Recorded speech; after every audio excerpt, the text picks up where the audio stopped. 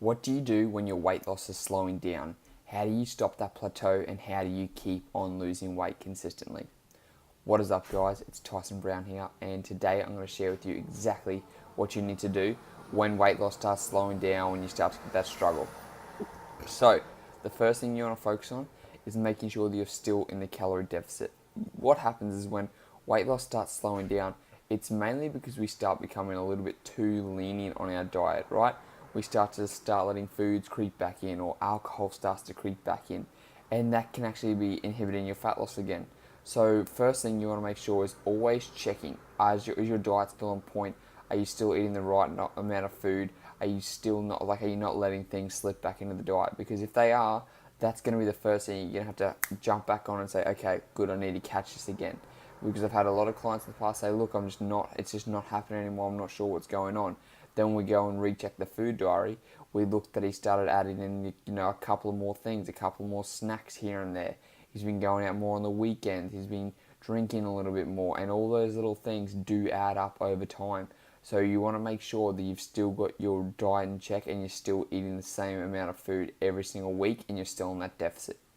Now, also what happens is when you start to lose belly fat and you start to lose fat in general, you're going to be burning less calories during the day. And so if that means you're burning less calories during the day, you're going to have to slowly decrease your calories more and more over time, right?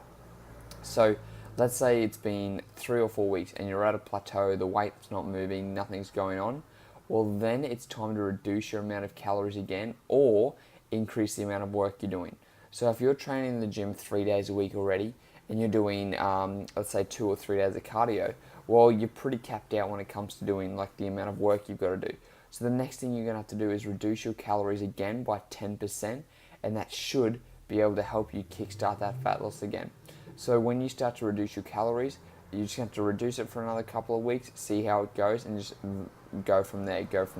Because we can't always be burning the same amount of calories, especially when you're going to have less belly fat on you, when you're going to have just less weight in general. The body doesn't need to work as hard to burn as many calories, okay?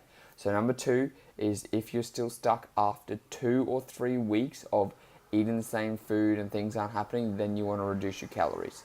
And then we're going to go to number 3, like I talked about before, which is I hate reducing my calories, so I'd rather increase the amount of work I'm doing.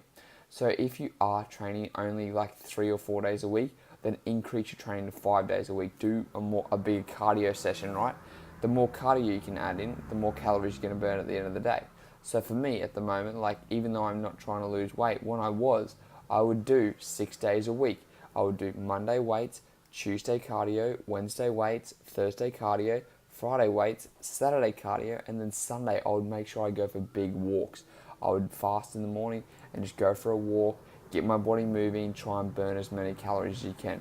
Because at the end of the day, the more you can burn calories, the more you can walk around, get active, get moving, do things that are going to help burn calories, you're going to still be in that deficit. So can you increase the amount of work you're doing? What should you do? Should you do weights or cardio? Well, I always recommend making sure you're doing at least 3 to 4 days of weight training first, and then the rest cardio.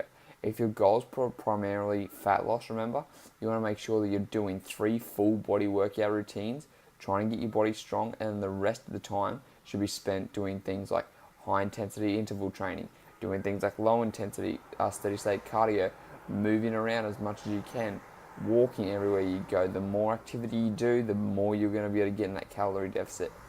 So that's 3 things you guys can think about if you're starting to stall with your stubborn weight loss. Number 1 is that are you actually still sticking to your diet? Have you not let things creep back in? Because creeping in is the easiest way to throw you out of the fat loss. Number 2 is to making sure that you're reducing your calories by 10% once you hit that plateau. And a plateau is when you haven't moved from 2 to 3 weeks.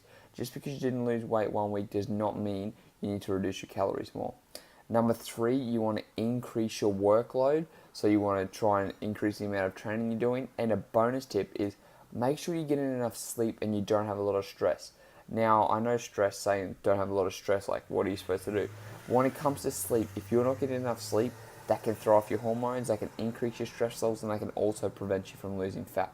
So that's the tip of the day, guys. I hope it was informative. If you have any other fitness questions, make sure to comment down below and make sure you follow me on Snapchat for daily advice. It's Tyson BPT. I'll say it again. Follow me on Snapchat, Tyson BPT. That's the video, and I'll speak to you next time.